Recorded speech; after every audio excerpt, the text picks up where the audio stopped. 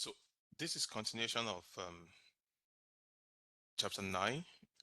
In the previous videos, I have talked about um, the introduction to cellular respiration.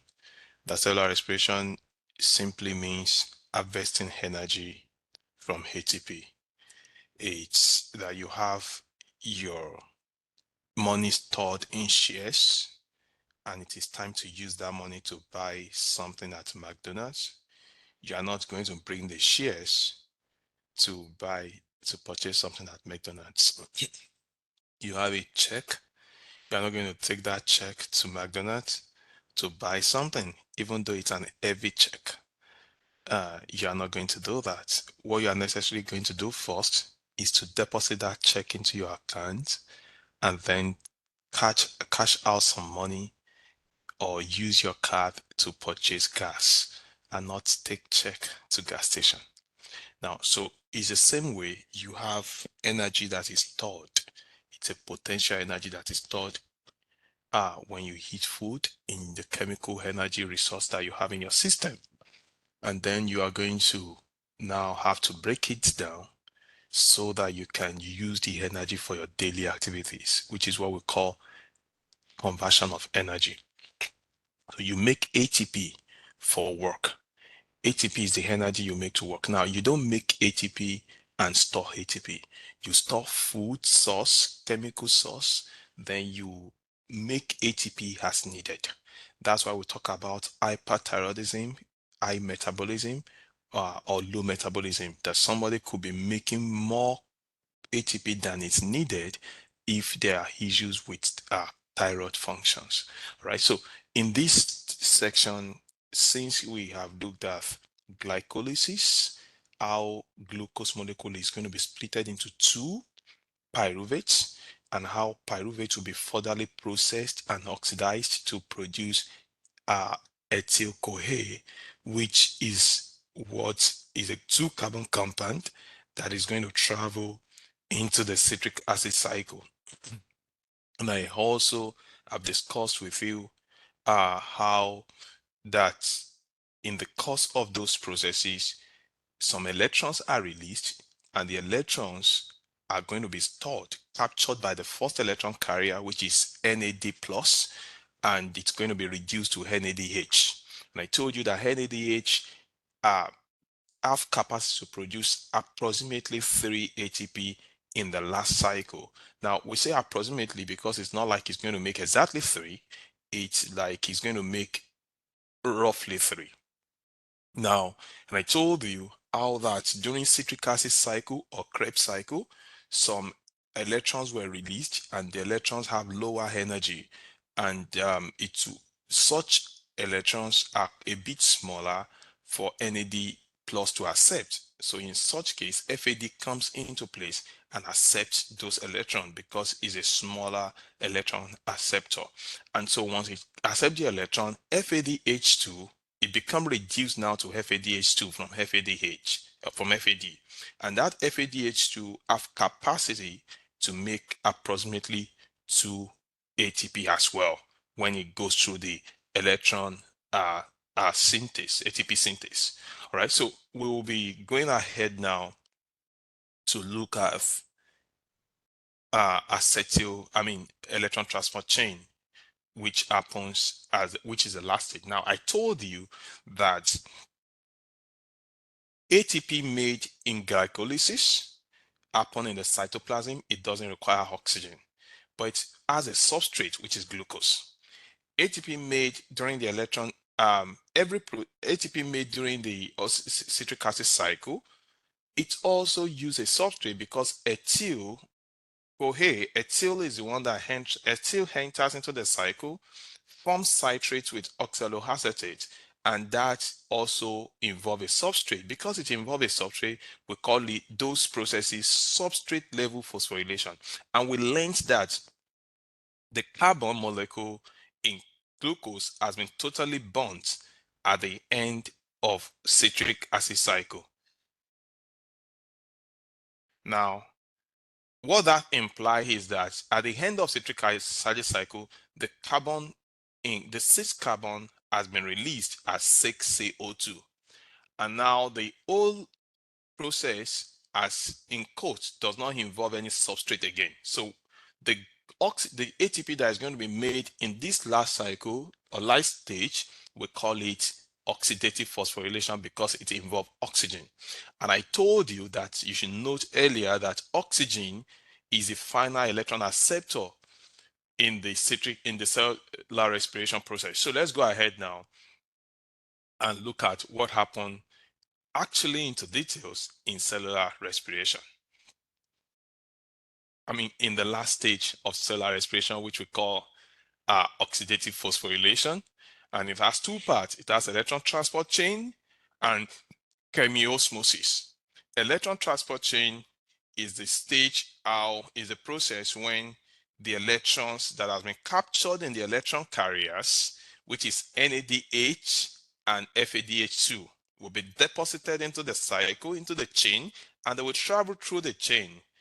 That is the chain, electron transport chain. Then the process where they make ATP is what we call chemiosmosis. Chemiosmosis, we're going to be talking about that. Let's go. Now,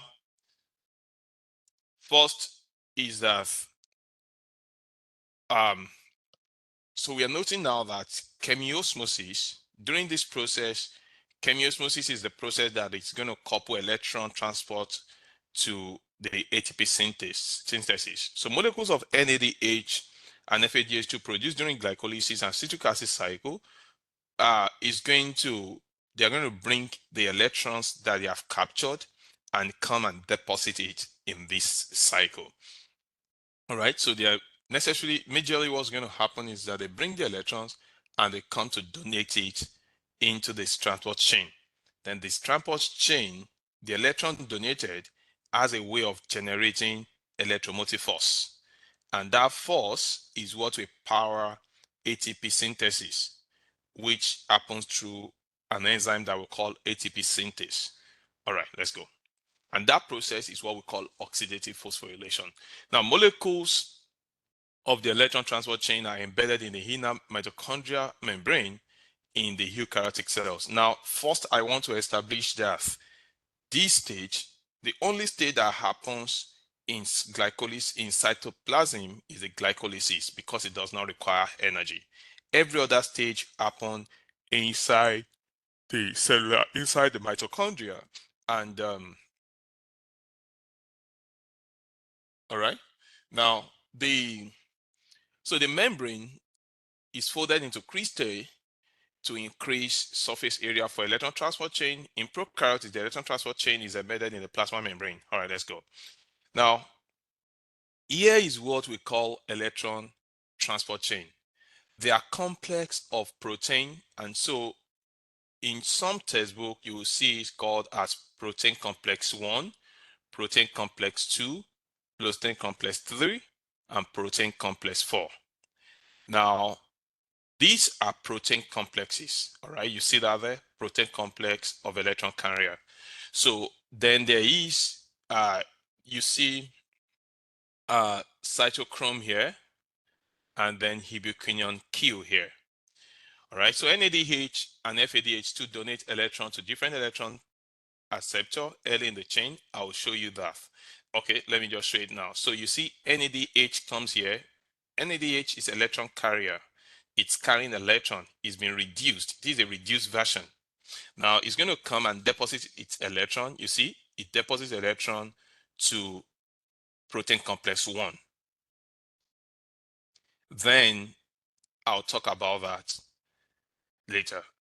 Then you see it's become reduced. Once it doubles the electrons to protein complex 1, you see that, then it become reduced to NAD plus, oxidized to NAD plus.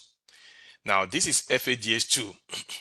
I told you, if you remember from part 2 of this video, I believe I mentioned to you that FADH2 is able to make approximately 2 ATP, and it also drop its electron to the second protein complex, which is the reason I told you FADH2 likes 2. So don't forget that FADH2 likes to. It's going to drop its electron to the protein complex 2, not to protein complex 1. You see that? So FNADH is going to drop off with all of its electrons to protein complex 1, whereas FADH2 is going to deliver its electron to protein complex 2. Then it becomes oxidized to FAD. Now that's that. Now electrons are passed through a number of carrier protein, including cytochromes. So the electron is going to, you see, once it drops on protein complex 1, it then travels to ubiquinone Q. I'm going to write ubiquinone on the screen so that you are going to capture it in case you can't pick it with my pronunciation. So ubiquinone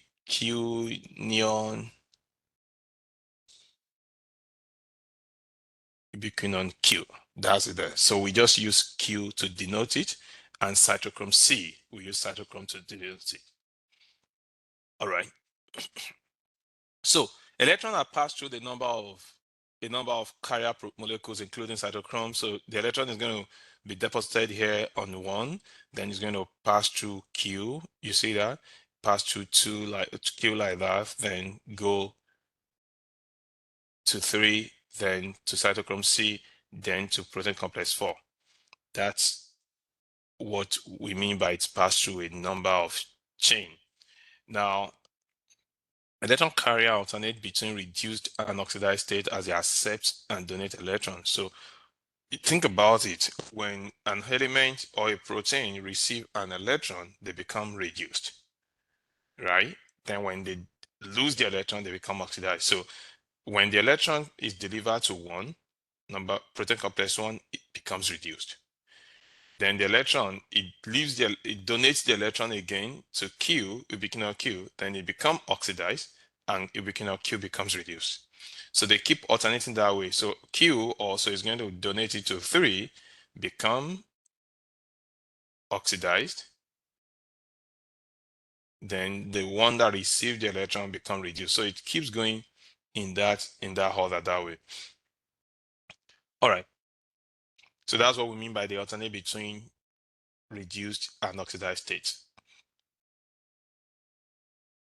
So electron drop in free energy as the electron drops in free energy as they are transferred down the chain, finally passing to oxygen to form H2O. Now, don't forget, so this is actually the cycle, how it happens. NADH comes in, releases electron, becomes oxidized, all right? Then it goes that way. FADH2 as well comes in, drop its electron to 2, then become oxidized to FAD, then the electron travels through the cycle that way. You see that? Then it keeps going through that cycle. Now, complexes 1 to 4 each consist of multiple proteins with electron carriers in between them. You can see that. Now, look at what is going to happen. The electron transport chain electrons from NADH and FADH to move from a beta electron donor reducing state to a beta electron acceptor, so releasing free energy at each step. Now, when we say it release free energy at each step, now what do you remember when I said, you remember I told you this equation from, I think, part 1 of this video. Let me see if I can just draw this. Remember I told you that hydrogen plus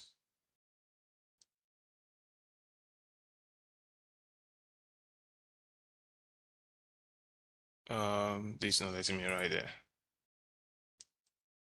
Let me see if I can write it somewhere here. I told you that H plus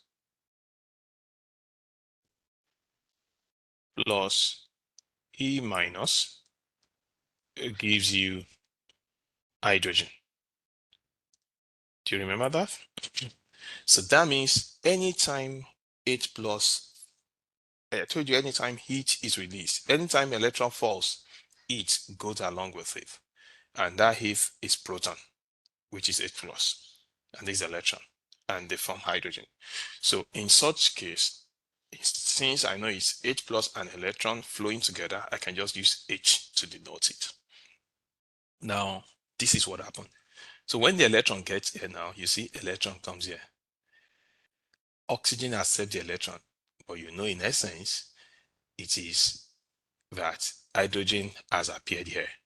So the when oxygen accepts the electron, it has invariably accepted H plus and E minus, and that is going to add hydrogen to the oxygen, and that's what forms water.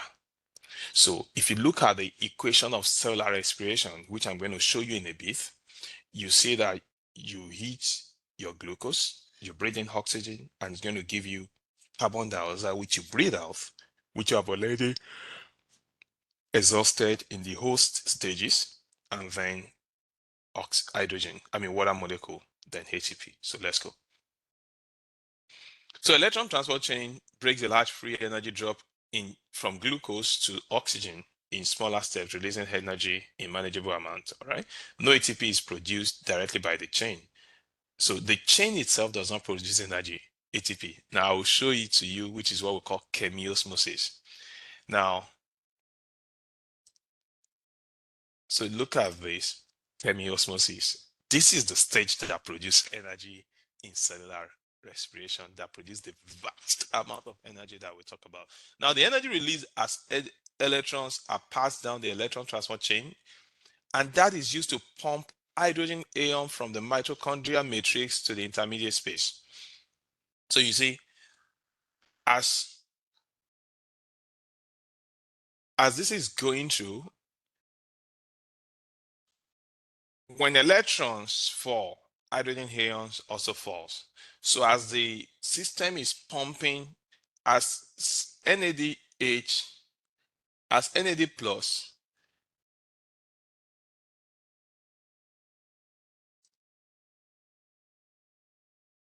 all right. So as NADH deposits the electrons, what comes with it?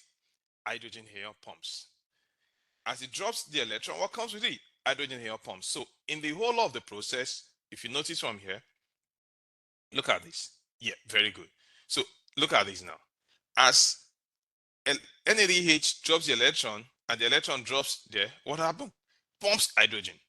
The same thing, pumps hydrogen. So each of them, as they receive electron, they pump hydrogen. As they receive electron, they pump hydrogen, because you know everywhere electron goes, hydrogen ion comes with it. Hydrogen ion, not hydrogen molecule, not hydrogen atom, right? So hydrogen ion goes with it, and that with electron makes hydrogen, right? Now, so they pump hydrogen from a mitochondrial matrix, which there are a lot of hydrogen ions there already, then pump it to intermediate space, which is what we have now. You see? So they pump it from the matrix into the intermembrane space. Now, what does that imply? Now we have a lot of high concentration in coal. We have high concentration of hydrogen ion, high concentration of proton, high concentration of ETH in that intermembrane space now, which obviously you remember diffusion. Since it's a lot now, there's high concentration. That means it's going to move from where it is high to where it is low. So now let's see what's going to happen. So hydrogen ions then move down its concentration gradient. You see that? So now hydrogen ion is going to move here now. Let me use the annotation here. So hydrogen ion is going to be ready to move now. Since there's a lot here, they are going to be ready to move through this spinny device. All right, so they move down its concentration gradient back to the mid membrane where they were coming from, passing through the protein complex ATP synthase. All right, now this ATP synthase, let me tell you something about it before we go. It's like a spinning wheel, like a fortune wheel. When you put hydrogen ion there, just like when you put something in your spinning wheel, in your fortune wheel, it's going to spin and then give you something. You put a coin there, it's going to spin and give you a gift. That's the same way this does. Now, what you are putting into the spinning wheel, fortune wheel that is going to spin the wheel, is hydrogen ion. What is going to give you in return is ATP. So the gift in this case that you are going to win is ATP. The currency you put in is hydrogen ion.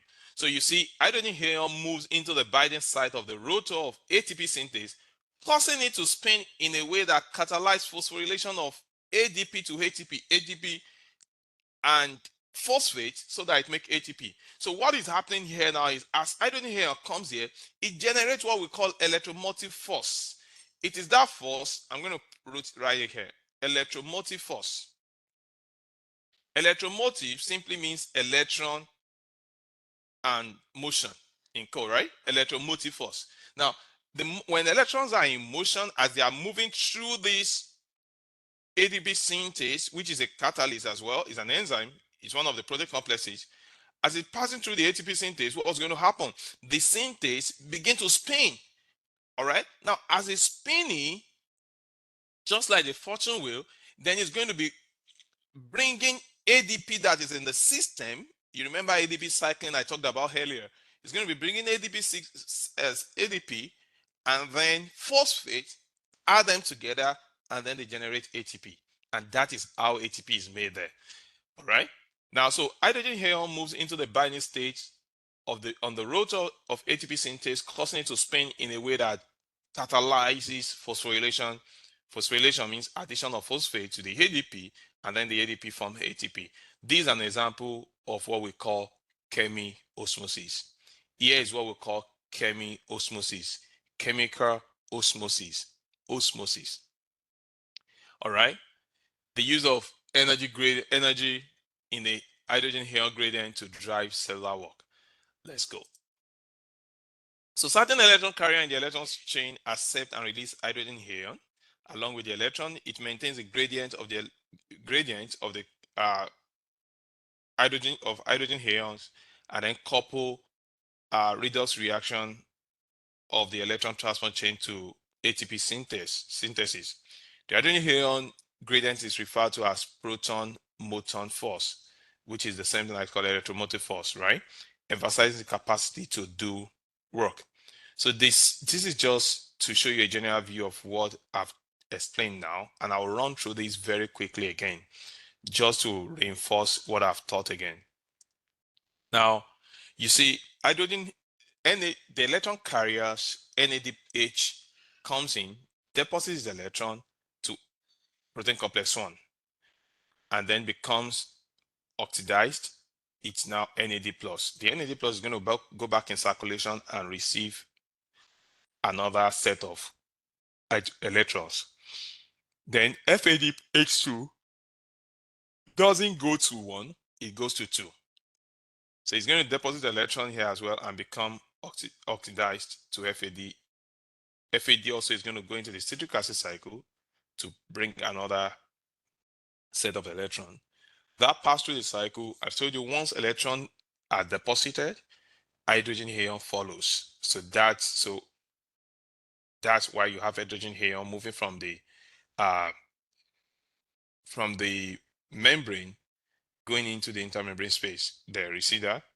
It goes into there like that, and then so you see it moving from the mitochondrial matrix and goes into the intermembrane space. So you see a lot of hydrogen ions are now here, and as these stages continue, they keep pumping, right? Now at the end of the day, you now have a lot of hydrogen ion in the intermembrane space compared to what you have in the matrix.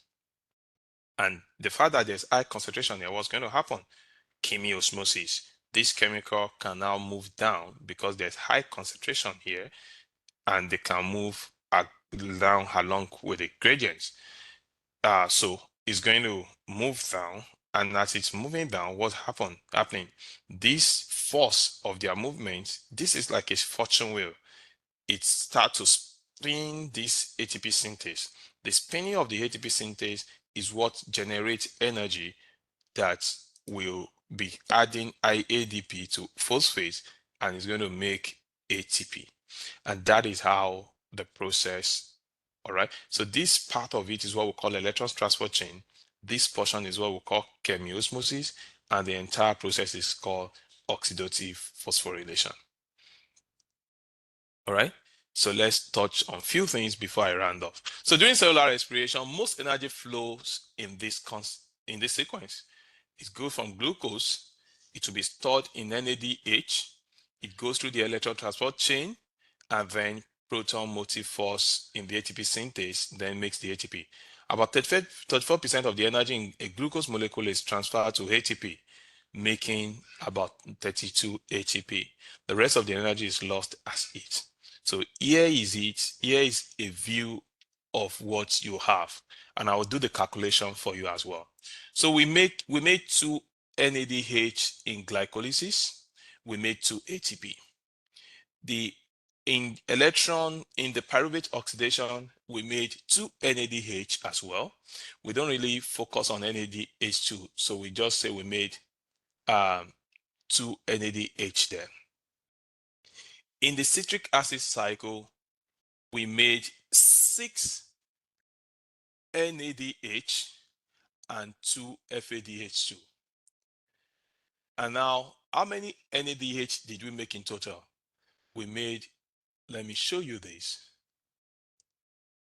So in total, we've made 2 NADH, we've made 2 NADH, and we make 6 NADH. And we have also made 2 FADH2. So in total, we have made 10. We've made 10 NADH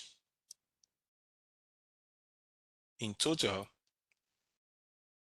which means it has capacity of giving approximately 30 ATP. It's approximately, okay? It doesn't mean it will make 30 ATP exactly, but it will make approximately 30 ATP. So if 10 NADH will make approximately 30 ATP, then we made 2 FADH, okay, 2 FADH2. And I told you this guy likes 2. That's why it only goes to the 2 oops. Let me do this. So it makes 30. I just want to type it anyway. So you have 10 NADH, which will make approximately 30 ATP. We have 2 FADH2, which will make approximately 6 ATP, right? I mean, approximately 4 ATP rather. Now, if you add this together, that means this will give you about 34 ATP in total. So in total, we have about 34 ATP from here. We have 34 ATP from here. Now, if we have 34 ATP from here, then with the 2 ATP that was made here, that made it. So we have 2 ATP here.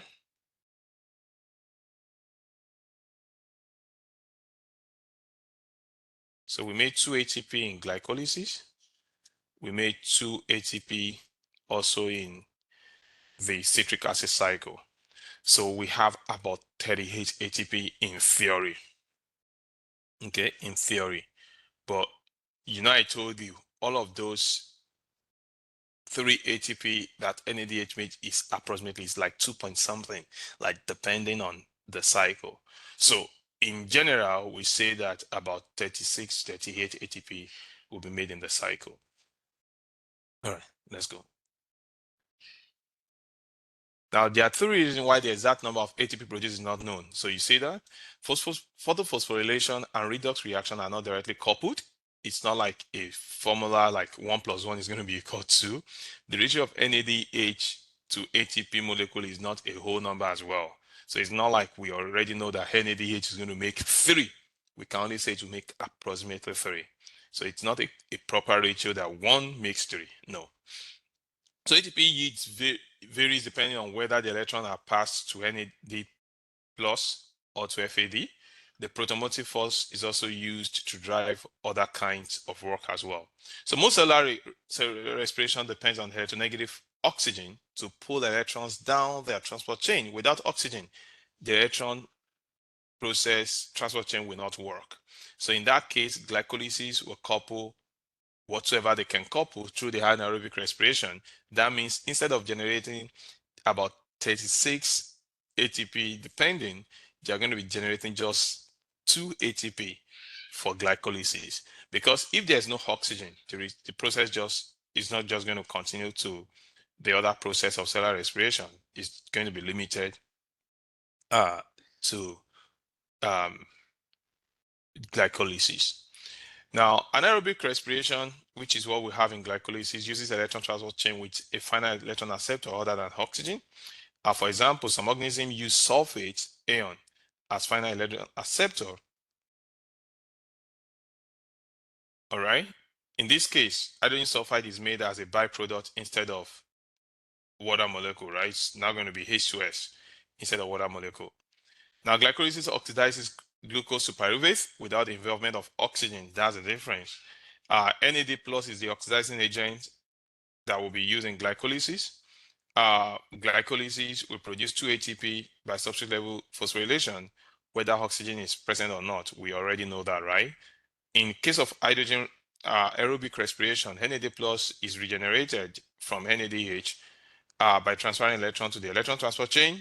You remember I told you that once the electron is deposited, it becomes oxidized again to NAD plus, and then NAD plus can go back. Now, fermentation must use alternative method, since if that doesn't work, so that NAD plus will still be generated. Types of fermentation we have fermentation. We have aqueous fermentation and lactic acid fermentation. Fermentation is an extension of glycolysis that oxidizes NADH by transferring electrons to pyruvate or its derivative. So fermentation is an extension of glycolysis. So it's more like glycolysis pushed a little bit further. And the major job that it's going to do is to oxidize NADH, because there's not going to be electron transport chain anyway, because there's no oxygen. Electron transport chain is where NADH is oxidized to produce NAD plus. But in the case when that cannot proceed because there's no oxygen, we talk about fermentation. It's an alternative way of oxidizing NAD plus. All right, so I'm going to stop there. I'll let you study alcohol fermentation. We'll discuss that. I mean, you can study that briefly. Thank you.